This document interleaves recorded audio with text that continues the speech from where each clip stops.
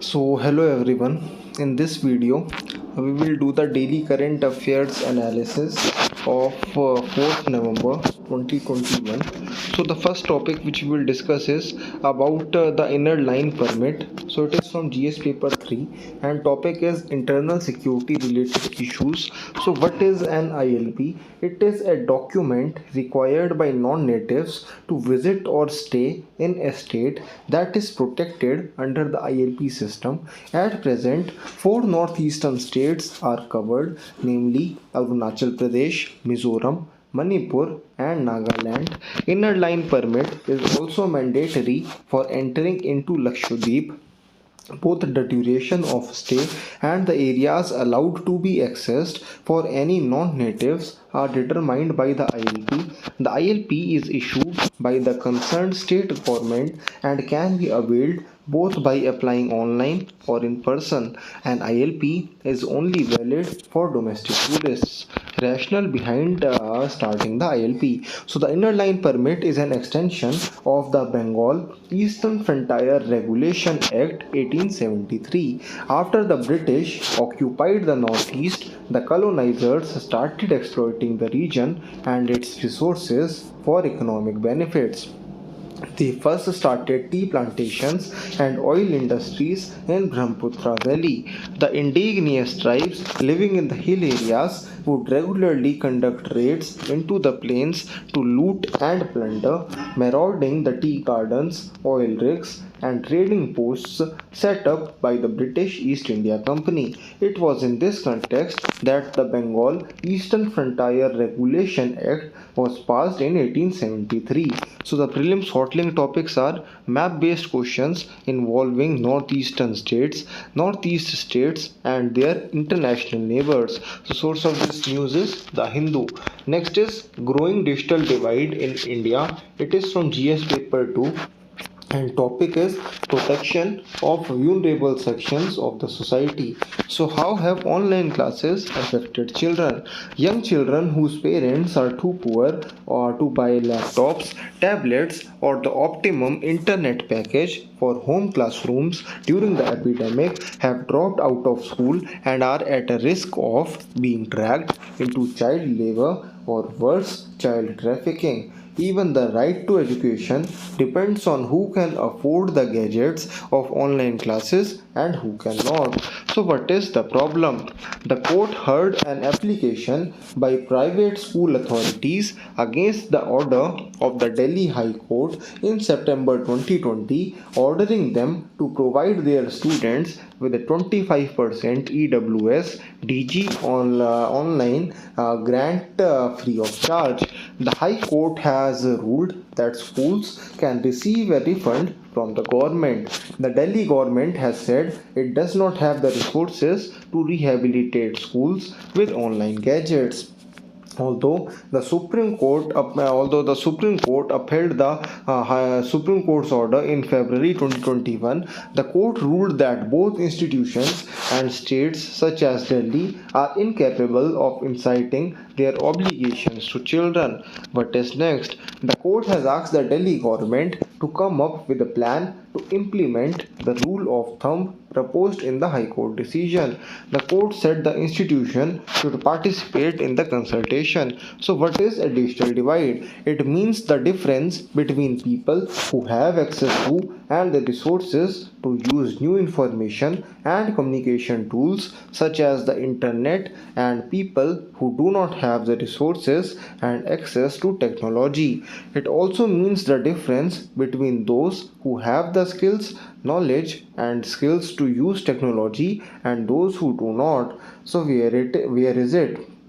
Digital diversity can exist between those living in rural areas and those living in cities, between gender, between educated and uneducated people, between economic sectors, and globally between the most developed countries. Status in India. Although India has 220 million smartphone users and is the second largest market for smartphones in the world, global penetration is still 30% of the population in India. There is diversity, a great diversity in rural and urban areas in India. Statistically, more than 75% 20% of the country's broadband connections are in the top 30 cities. Similarly, many states like the northeastern states, Uttar Pradesh, Bihar, Jharkhand, Odisha, Chhattisgarh, and Assam are lagging behind other provinces in the use and development of ICT.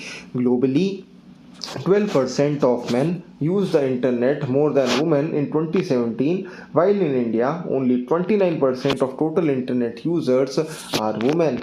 Another important reason for the digital divide in India is the lack of sharing of information. The division of information is directly related to the segregation of data. So, the impact of this digital division: low gender representation. Due to high gender diversity, thousands of Indian girls in these remote areas have been denied access to information and communication technology (ICTs), which is a major cause of women's representation in the workplace. Denial of knowledge: this lack of equal access to online resources and information deprives people of higher education and skills training that can help them contribute to the economy and become world class leaders. Non delivery of social services: as more schemes have started using ICTs in their delivery simultaneously due to digital segregation, it will create a major problem. So, source of this news is again the Hindu. Next is about the Rohingya crisis. So, it is from GS paper 2 and topic is bilateral, regional, and global groupings and agreements involving India and or affecting India's interests. So, why it is in the news? Bangladesh plans to send more than 80,000 Rohingya refugees to a remote island, Bhashan Char, located in Bay of Bengal, after concluding a United Nations aid agreement. About 19,000 Muslim refugees from Myanmar have already moved from the mainland camps to the island of Bhashan Char despite concerns raised by aid groups. Background: Bhashan Char is a specially developed island to accommodate 1 lakh of the 1 million Rohingya refugees in neighboring Myanmar. While human rights groups have condemned the move and some have been forced to do something against their will, the government has insisted that refugees migrating to the island do so voluntarily.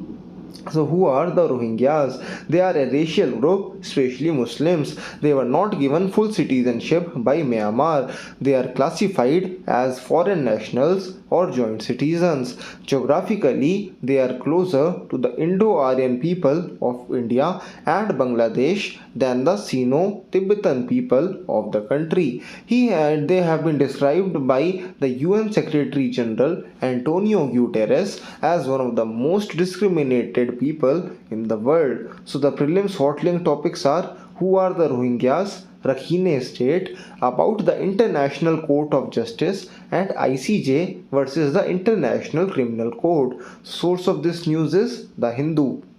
Next is climate resilience information system and planning tool. So it is a prelim specific topic. So the government of India has introduced the climate resilience information system and planning CRISP-M tool under the Mahatma Gandhi Narega initiative, MG Narega initiative. It will lead to integration of climatic information with the geographic information system GIS based watershed planning. It will also create new opportunities in our rural communities to address challenges of climate change